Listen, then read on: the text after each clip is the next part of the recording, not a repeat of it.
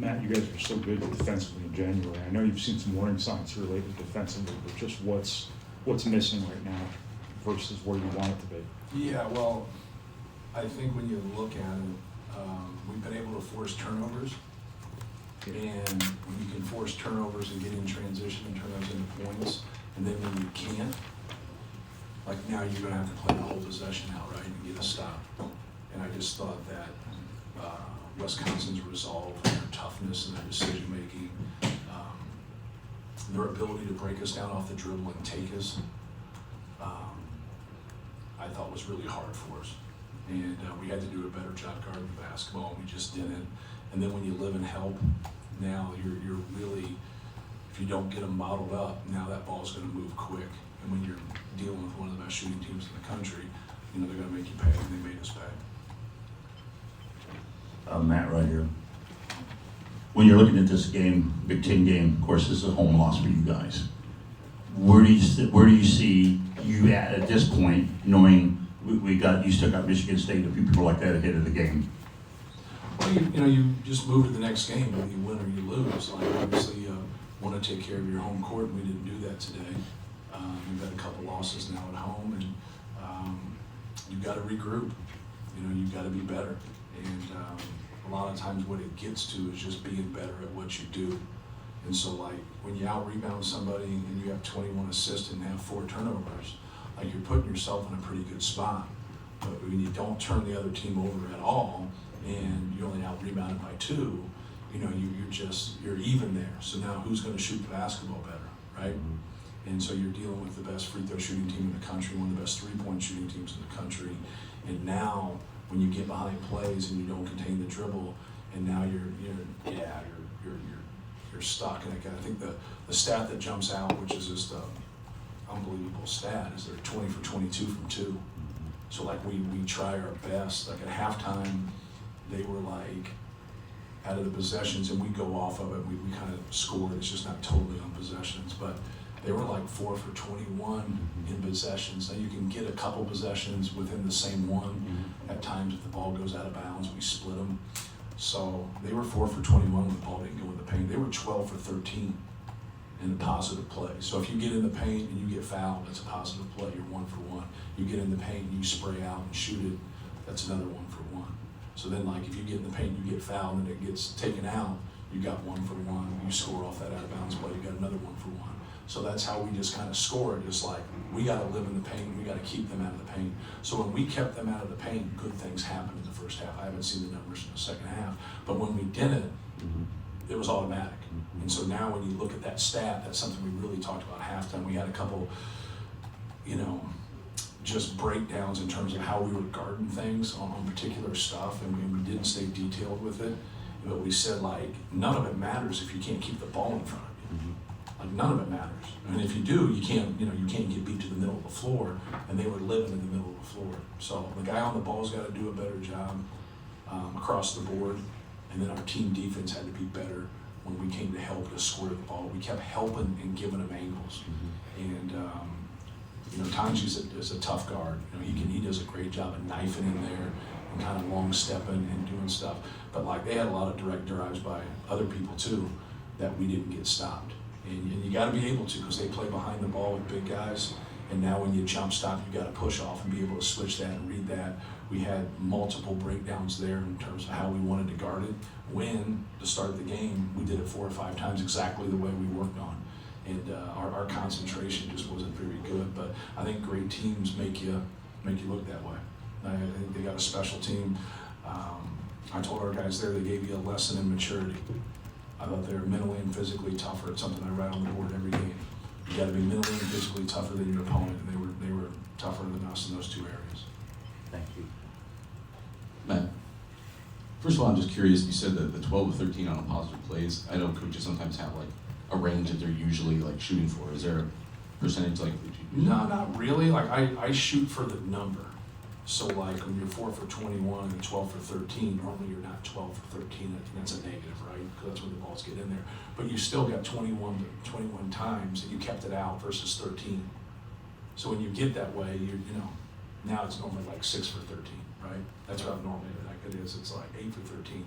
but you still got 5 to 7 possessions in there where it got in and you still had success. Like every time it got in, we did it. I think that's evident by the field goals. Like when you think about how many games you guys have covered, like have you ever covered a game where the twos were 20 for 22? Like it's, but you know, they did a good job. They were well prepared. And I think you kind of started to answer this, but with Tanji, you know, early on, I think he had more air balls than he had baskets through the first few minutes. What did you see change that allowed him to just take Well, it? you know, he's a great scorer. Obviously, he's older. He's been around a long time. He's missed his 3rd school, but he can really score. You see that 41-point game he had against Arizona. We got to the free throw line 20 times. You know, he's just great at driving the basketball. But he hit a couple he hit a step back 3 in the corner down at their end to start the second half. That was big time. Then they hit another. Then he hits another, and then we foul him.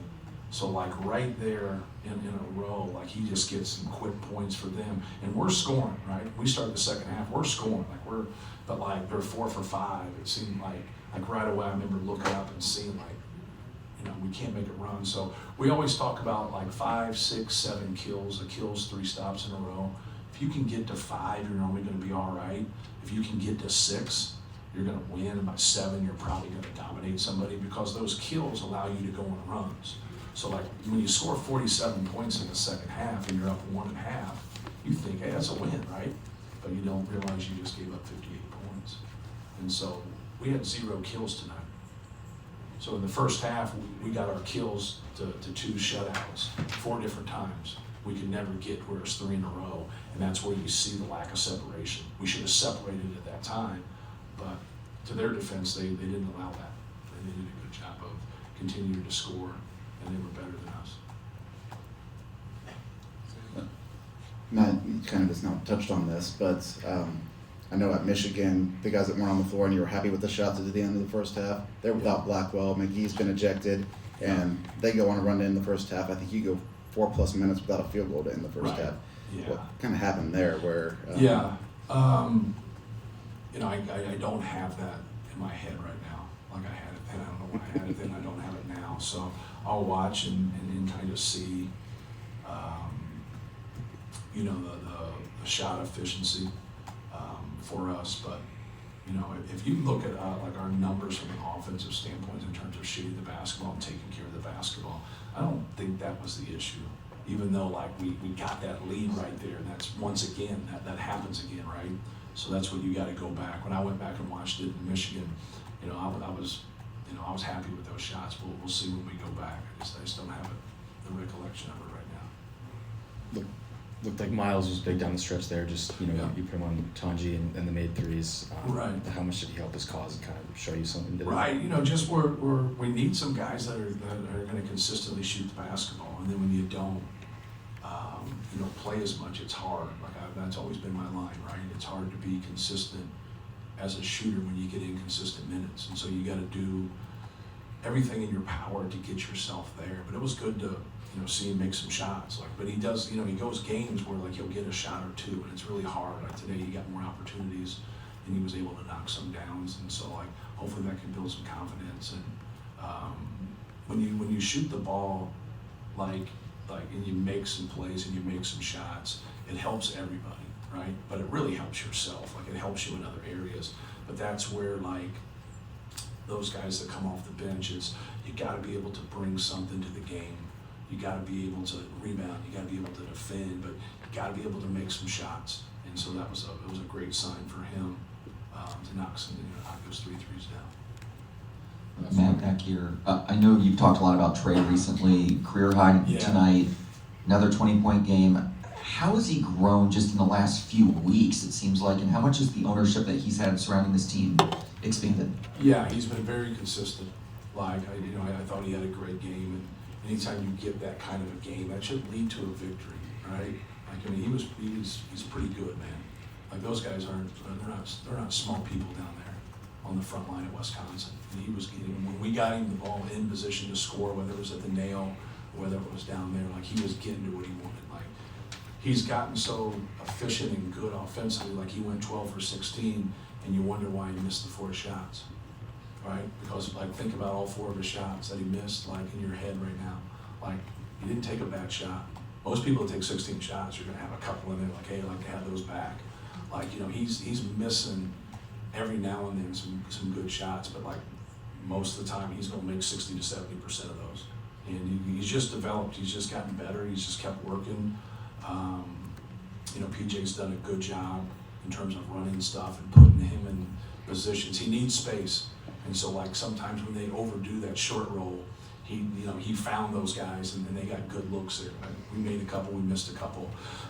And that's what he has to keep doing, just like Braden. We always tell Braden the same thing, like, just keep trusting your teammates and just keep making the right play, making the right decision. But no, he's been great. Like he was fabulous tonight. I thought he did a lot of good things for us and kept us in the game. Matt, you mentioned them being more mature than you. You guys have a lot of experience that seem to uncharacteristically kind of frustrated mentally at points in the game. It's a good way to put it. What do you attribute that to? Yeah, you're getting into February and you're competing, you're trying to jockey to get yourself in the best position in the NCAA tournament, you're trying to win a Big Ten championship, and it gets hard. But it's hard for everybody, right? It's hard for everybody. And you gotta have a resolve about you when you miss shots. You gotta have a resolve about you and a mental toughness about you when you don't get the calls that you like. Whatever the adversity might be, you gotta be able to push through that adversity and fight and then encourage other people. And so I talked to her afterwards. I just said like, hey, you gotta quit talking to officials. You gotta quit showing body language. You gotta quit being emotional. Like ain't nothing wrong with being passionate, but don't be emotional. Like stay with it, keep fighting, stick to our rules. We just didn't have the same discipline that they had. You can go back and say they made more shots, whatever, but I liked their resolve. It was better than ours. And with that being said, like I gotta do a better job of getting them ready. I gotta do a better job of getting them mentally and physically hooked up to play better. And so that's what you do. Like you go back to the drawing board. You lose at Michigan, you lose this game. Like, hey, doesn't matter if we don't want them. You still go back and look at things and be honest about things. But I like our guys. I think we have a good team. But we collectively just have to be better. And that includes me. You get 8 fast break points right off the bat. Right. Only 4 more the rest of the way. Yeah. Was that what kept you out of transition from there? Was that not getting stops? Yeah, not forcing turnovers. That's the main thing. If you go and look the way, that's what we've improved on the most, is that we forced turnover. We have forced more turnovers. And we were being active with things. Like we were being into doubles on drives, doubles on post-ups, and then they just kept us spread and really did a good job of using their dribble. And so like now when you overhelp there on drives, now it gets you in a little bit different rotation on things. You just gotta be better on the ball. Thank you guys. Thanks. Thanks, Matt.